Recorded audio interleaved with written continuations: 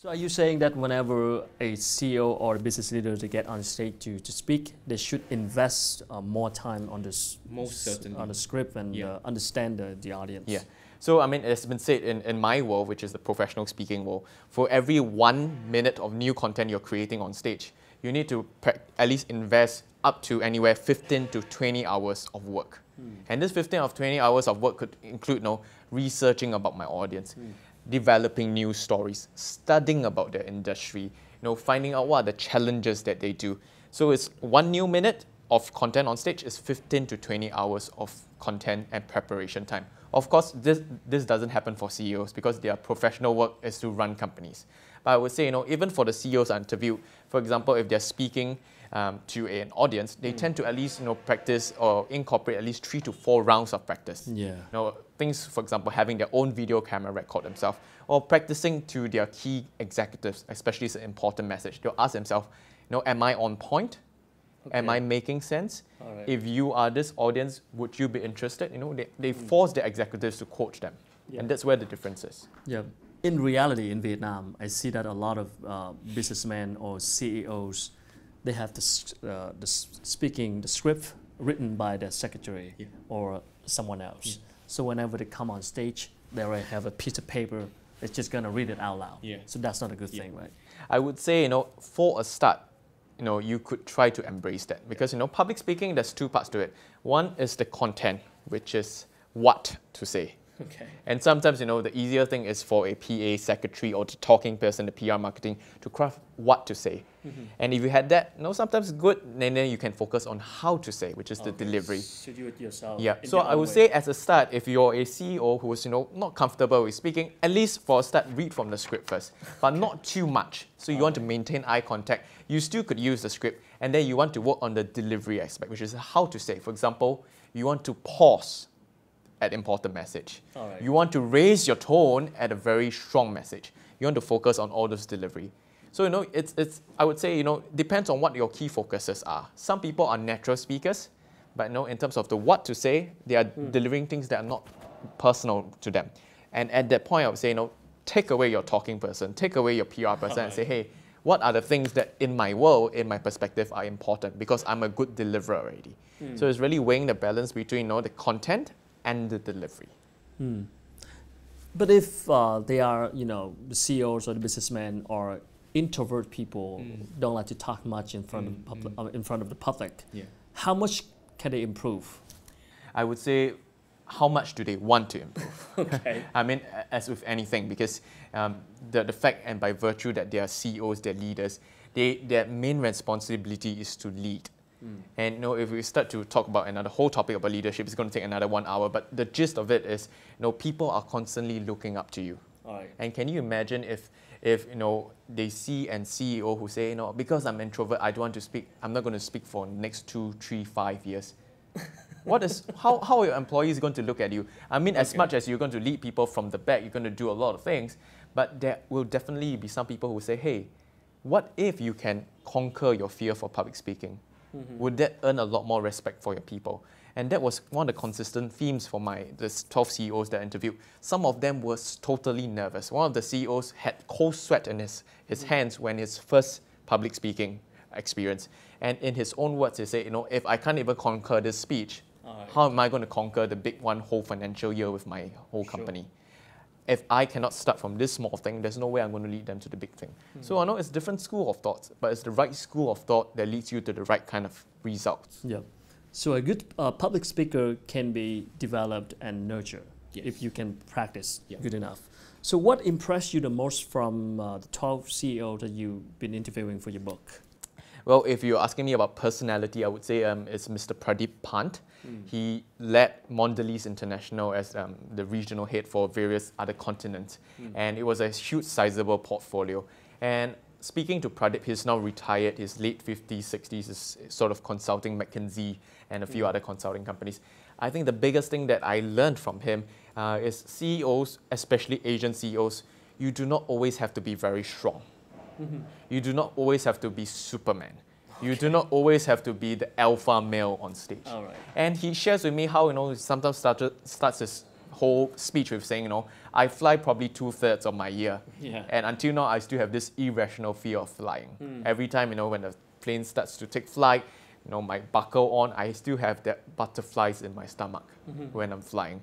And he says this as a matter of fact. It's a mindset shift because, Asians feel that, we need to be strong on the outside, and especially if you're male. Asian males, CEOs, all power figures, and they start to think that, I cannot be, real. But Pradeep was the CEO who told me that, all those are rubbish. Okay. And a real leader is one who, and strength for a real leader is one who can embrace all these weaknesses. All right. And really, be real to your audience. And that's really the magic, because if your audience sees you as a person who can say, hey, I can accept my weaknesses because I know they happen, I know that they are there, and I'm not going to hide it from you. It gives them that level of trust. It makes your audience feel that, wow, I feel you, I can trust you. And that's the most important thing. And that Pradeep himself, with his Myra experience, speaking to, for example, factory workers when he had to close down factories, really giving them a pat on the shoulder, talking to them as people. I think he was one of the leaders that left the deepest impression on me. All right. So I want to emphasize again the message to my audience. So what are some of the basic steps to overcome the fear of public speaking and improve it? Okay. So a few things. One is, like I mentioned, be intentional about every speech. Yeah. So, if you have any speech and presentation coming up, don't just, totally delegate. I know CEOs and business leaders being themselves, they delegate, and that's their role to delegate. But whilst you delegate, ask yourself, how can I make this an important agenda in my entire day? And if you set that as an important agenda, you tend to invest more energy and time into preparation. All right. In my book, I detailed public speaking into 3 different P's. First P is for preparation, preparation of speech, presentation, and then the second part is about presentation, the delivery aspect. Yeah. And then the last part is about persuasion. So I would say if you focus on the first 2 P's, you tend to be a very competent speaker. All right. So that's one. The second tip I would say, is grab every opportunity to speak up. I believe in Vietnam they have this network called a BNI, Business Network That's International. a very strong network. Yeah. I'm in a BNI chapter myself. I used to be a chapter president. Yeah. We have this 60-second spiel. That's a good way to practice, right? Standing up, talking Yeah. about business, who you are, what kind of business you're looking for. That is public speaking. And if you treat that seriously every week when you go for BNI, for example, you start to ask yourself, last week did I do good? Was it strong? Did I, and you would know this from your self-reflection, or you can ask people around, did my 60 seconds impacted you? And this is the way that you want to be interested. And this is about getting feedback. So feedback and stage time. Get more time on stage to improve. And the third thing I'll be biased to say is, if you could, find a coach, invest in a coach. Yeah. Because sometimes a coach tells you things that you don't want to hear, but you need to hear. And find somebody like you. So, on top of this, I use my video cameras a lot. Yeah. And sometimes, I don't know about you, but sometimes when I look at myself on camera, I say, I don't want to hear myself, I don't want to see myself. Well, you're and a it happens to professional my clients. coach. Yeah. But when you play back and let them hear themselves, Yeah. to see themselves, and then say, oh my God, my fidgety moment, my hands are a problem, Alright. my eyes are a moment, my boring tone is a problem. Yeah. They start to realize on a deeper level and say, hey, now Mr. CEO, imagine if your audience listening to your own speech, will you be falling asleep? That's when You don't have a hits them. chance to look at yourself too much, so that's a good way if you can videotape yourself, right? Speaking in front Correct. of camera. And I would always say, internally, if you ask anyone within your company, most Asian companies as well, people would not want to offend the boss. So if you ask your subordinate, did I do a great speech? You say, Always, you did good, right? Amazing. That's so happened a people lot. tend to sugarcoat. So having someone who's third party, who's objective, who's out of the picture with a tool like a video camera, gives you the full clarity. And what we're getting at is really, don't hike away from all the important facts and really look at it. Because if you are a leader, you're a leader on stage and off stage. It doesn't mean that because you're off stage, you're running a business, you're a leader, and on stage, you're just a spokesperson. You're a leader true and true. And when you're a leader true and true, you go after all it takes to make yourself a better leader in all parts of your life. And being a leader is like a dad, like a brother, like a son. So why not as a speaker as well? All right. Sounds good to me. I mean, so you're talking about coaching, so I'm going to ask you a question. You are coaching so many CEOs and business leaders now.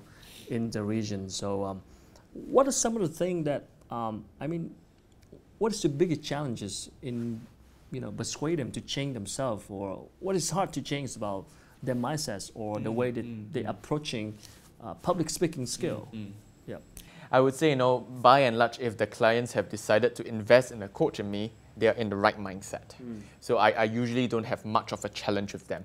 I would say the problem with I have with certain executives is they feel that public speaking, as you mentioned, for certain Vietnamese executives, same thing happens in Singapore, is they feel public speaking is not my job. Yep. And I would say that is the biggest challenge, because I would not want to sit across a client and say, public speaking is your job. It's your job. It's your job. I'm not a nanny. They have to change the mindset. Yeah. So until they find and mend the relationship with the platform, with themselves being a speaker and seeing themselves as, hey, being a speaker is just being a leader. Yeah. That's when the mindset change. And when the mindset change, they start to improve themselves. It's just like a CEO who feels that, if my time management is a problem, I work on my time management. If my self-discipline is a problem, I work on my self-discipline. If my company's finances is a problem, I work on my company's finances. So it's only when you feel it is a problem and it's your problem will you take ownership.